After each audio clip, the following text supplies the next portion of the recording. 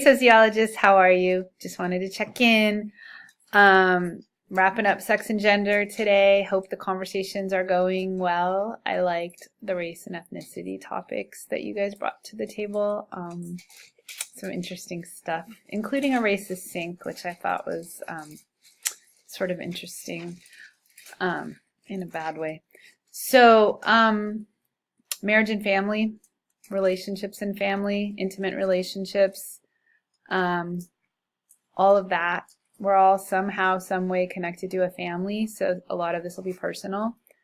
Have a good time processing it all, and I look forward to seeing what you have to say.